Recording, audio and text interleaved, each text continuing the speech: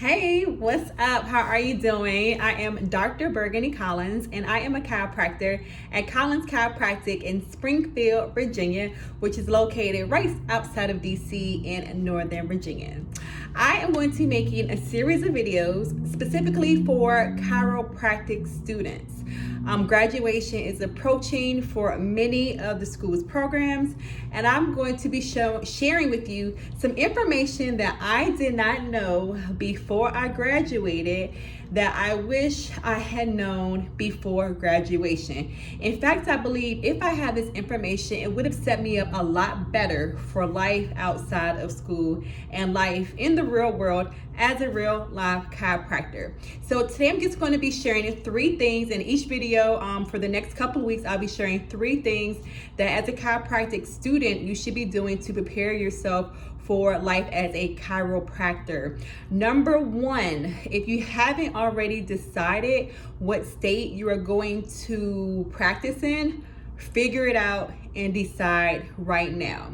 Because once you know what state you'll be practicing, then you will need to go to the state medicine board website.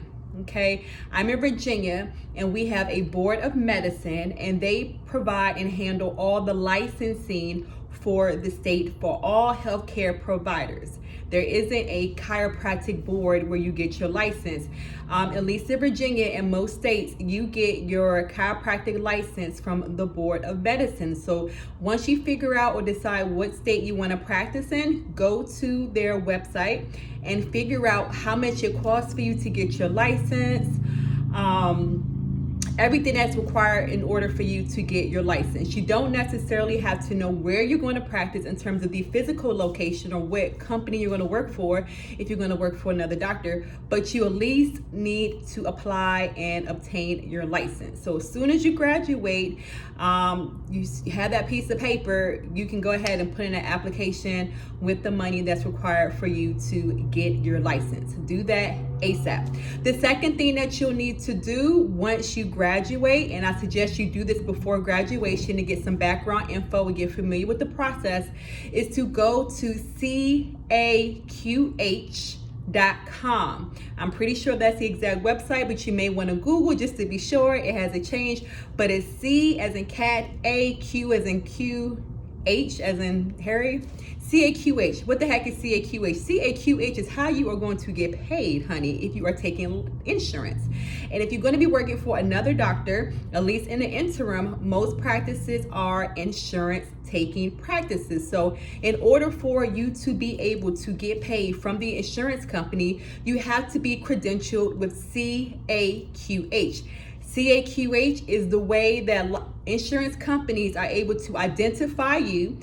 With CAQH, they can identify and verify the fact that you are who you say you are, that you have a license in the state where you say you are, and that you are practicing at the physical location that you're going to be seeing patients. Now, every insurance company, every healthcare insurance company uses CAQH to verify healthcare providers and doctors are who they say they are, and they're working where they're saying that they are working. They're also going to be verifying your NPI number, which I'm going to talk about in a second, and they'll also be verifying things like your malpractice insurance, again, and where you're practicing, and all that good stuff. Okay, so make sure before you graduate you go to CAQH.com to figure out and just get familiar with the process. Go ahead and start your profile if you can do that before graduation. Now, the next thing, the third thing that you need to do, which is you do this before you go to CAQH, you have to get your National Provider Identification Number. This is called your NPI. You must do this. This is how the country, perhaps the whole world, knows who you are as a doctor. It is your National Provider Identification Number. Every doctor gets assigned a number, but you have to apply for it. And for most things dealing with healthcare, you are going to need this number to provide to insurance companies, CAQH, malpractice insurance companies, because you got to get malpractice. We'll talk about that in the next video. So they know who you are. It's basically like a social or an EIN number for a healthcare provider. So there's a specific website for, what is it? Just Google it. Just Google it. NPI, National Provider Identification Number. You will have one as an individual, and you will also have one as a group. So if you are beginning as a chiropractor working solo with your own practice, you will need to not only get an individual NPI number, you will also need to obtain a group NPI number. If you are working with other chiropractors, every doctor is going to use their own NPI number to bill for their particular patient via the insurance. So insurance knows who to pay.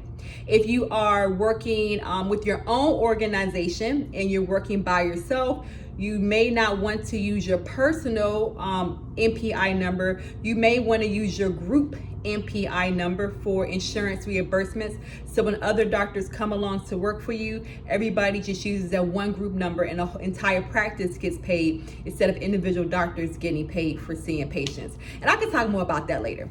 But just to recap, before you graduate, start right now looking into what is required for you to get your license in a particular state that you're going to be practicing in.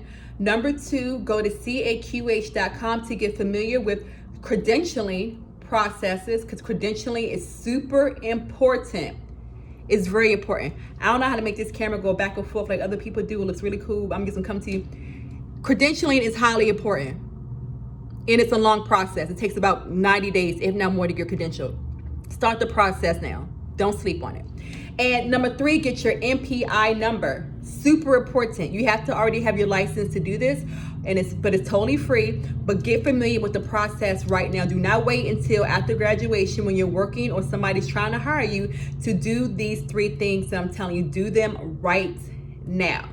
Okay, and I have so much more information for all my chiropractic students. Share this video with all your chiropractic student friends or people fresh out of school. I'm going to be telling you some stuff that I wish I had known before I graduated, and stuff that you can start doing right now so you are super prepared and there are no surprises for you once you get out into the real world. Okay, I hope you like this video. Share it. Sharing is caring. Tell all your chiropractic friends about it. And every week I'm going to be providing 3 more things that you should be doing to prepare for life as a chiropractor once you're no longer a chiropractic student. So again, I'm Dr. Burgundy Collins, chiropractor, Collins Chiropractic in Springfield, Virginia. Go to my website, collinschiropractic.co, for more useful information for students and also people who just want exercises and need some care. I hope to see you soon. Have a great day.